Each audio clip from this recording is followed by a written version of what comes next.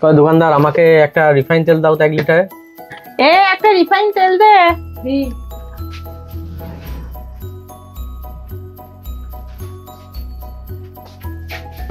আর কি লাগবে? আচ্ছা রিফাইন তেল একটা হলো, আর একটা ফিনাইল দাও তো। দিয়ে দে।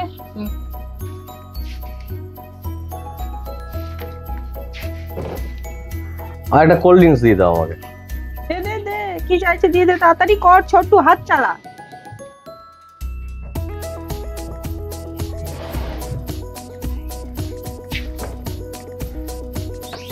কর্মচারীটা কতদিন কাজ করছে আপনার দোকানে?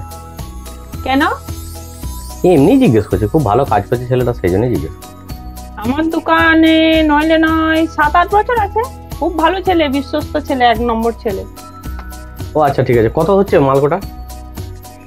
তেল, ফিনাইল, ঠান্ডা 375 টাকা। 375 টাকা, ভালোই লাভ করছেন বলুন। হ্যাঁ লাভের আপনি কি বুঝবেন? আপনি কি মনে করছেন এই মালকোটা বিক্রি করে প্রচুর লাভ থাকে? এই মালকোটা বিক্রি করে খুব বেশি 15 টাকা থাকে লাভ।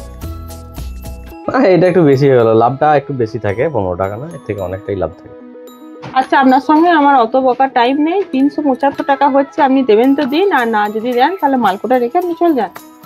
না না আমি ঠিক আছে দিয়ে দিচ্ছি, পয়সাটা দিয়ে দিচ্ছি। আচ্ছা ঠিক আছে, এই যে ধরুন পয়সাটা। ঠিক আছে।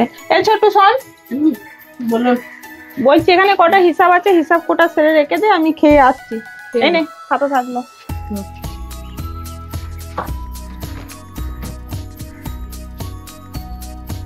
এই ছোটু, তুই তো 7-8 বছর এখানে কাজ করছিস, তো কত টাকা মাইনে পাস? হ্যাঁ 10,000 টাকা মতন দেয় মালিক। আরে 10,000 টাকা কি হবে রে, এখনকার বাজারে কিচ্ছু হবে না। আমি একটা কথা বলি শোন, আমি একটা দোকান করছি, এই মুদি দোকানই করছি, তুই শুধু লেগে যা আমার মুদির দোকানে, আমি তোকে 15,000 টাকা মাইনে দেবো, বল রাজি আছিস? না না, এই 7-8 বছর আমি এখানে কাজ করছি এই দোকানে, আর মালিক আমাকে খুব বিশ্বাসও করে, কেন আমি ছাড়তে পারবো না। ভালো। আরে কাজ যেখানে করবি সেখানেই ভালোবাসা পাবি, অত ভালোবাসা নিয়ে কি চাপ আছে? শোন 15,000 নয়, তোকে আমি 25,000 টাকা দেবো, কি বলছিস বল এবার? তুমি তো এখন নতুন দোকান খুলছো, যদি তোমার বিক্রি সেইভাবে না হয়, যদি আমাকে খেয়ে দাও, তখন তো আমাকে এই দোকানে আবার আসতে হবে, দিয়ে মালিকের পা ধরতে হবে।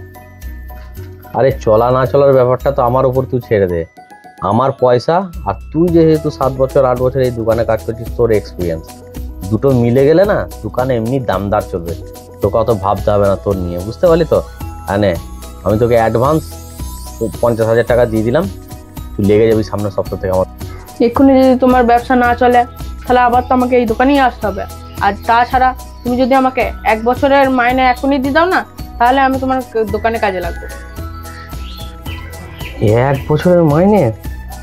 1 বছরের মাইনে কত হচ্ছে রে? 25,000 টাকা করে মাস হলে 12 মাস 3 লাখ টাকা, অত টাকা তো। দেখো সেটা তোমার ব্যাপার। সেটাই তো, কি গ্যারান্টি আছে যে কালকে তোমার ব্যবসা চলবে আবার না চলবে? তোমার যদি ব্যবসা না চলে তখন তো আমাকে পচা বসতে হবে। এই জন্য আমি বলছি যে তুমি যদি 3 লাখ টাকা দিতে পারো তাহলে দাও, তাহলে চলে যাও। ব্যবসা তো আমি কিছুই বুঝি না গো, এই ছেলেটা খুব অভিজ্ঞ ছেলে, পুরনো ছেলে, বোঝা যাচ্ছে সব কিছু জানে, এই ব্যবসায় বসলে আমার ব্যবসা ঠিক রানিং হয়। বেশ ঠিক আছে, এক কাজ কর, তুই তোর অ্যাকাউন্ট নাম্বারটা আমাকে দে। ঠিক আছে দাঁড়াও।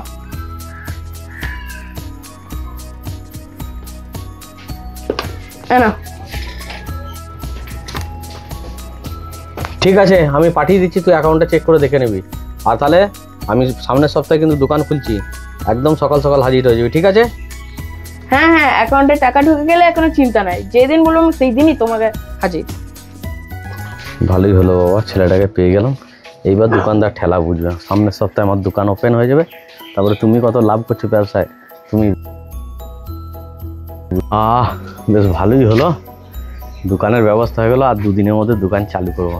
দেখে আসি পেঁচা মুখটা দোকানদারের, একবার খুব ডায়লগ দিচ্ছিল, মজা নিয়ে আসি। কই দোকানদার? কি হলো?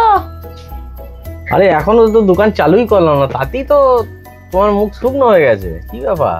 আচ্ছা একটা কথা বলি, এত জায়গা থাকতে তুমি আমার পাশেই কেন দোকান করছো? আর কি জায়গা পেলে না? সেটা আমার পয়সা, আমার মর্জি, আমার ব্যাপার, সেটা তোমাকে কেন বলতে যাবো আমি?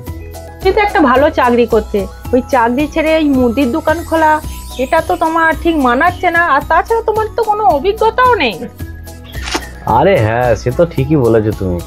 আর অভিজ্ঞতার কি দরকার আছে? আমার আছে পয়সা, আর দুটো অভিজ্ঞ কর্মচারী পেয়েছি আমি, বুঝতে পারলে?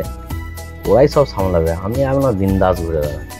এত বছর ব্যবসা করছি, তাও একটা কর্মচারী জোগাতে পাচ্ছি না। আবার যে ছিল সেও আবার কেটে পড়েছে, আর তুমি দুটো অভিজ্ঞ কর্মচারী জোগাড় করে ফেললে, বলো কি গো? কেটে পড়েছে মানে? তোমার দোকানে যে কর্মচারীটা ছিল সে থাকে না এখন? ছেড়ে চলে গেছে মানে দেশের বাড়ি চলে গেছে। ওর সঙ্গে আমার কথা হয়েছে, কোন গাদার সঙ্গে দেখা হয়েছে যে 3 লাখ টাকা নিয়েছে, সেই 3 লাখ টাকা এখন দেশে আনন্দ ফুর্তি করে বেড়াচ্ছে। আর তাছাড়া সে এখন আর কাজও করবে না। তুমি অত চমকাচ্ছ কেন? সেই গাদাটা কি তুমি? দূর, আমি কেন হতে যাবো সেই গাধাটা? আমি শিওর এইটাই সেই গাদা, যে আমার ক্ষতি করতে এসে ওর ক্ষতি করেই বসলো। যে কোনো নতুন ব্যবসায় অর্থ লগ্নি করার আগে অভিজ্ঞতার অবশ্যই দরকার। যদি অভিজ্ঞতা না থাকে তাহলে এইভাবেই ঠকতে হবে। আর আমাদের ভিডিওটা যদি আপনাদের ভালো লাগে, ফলো করবেন এবং শেয়ারের মাধ্যমে সকলকে দেখার সুযোগ করে দেবেন। অসংখ্য ধন্যবাদ সকলকে।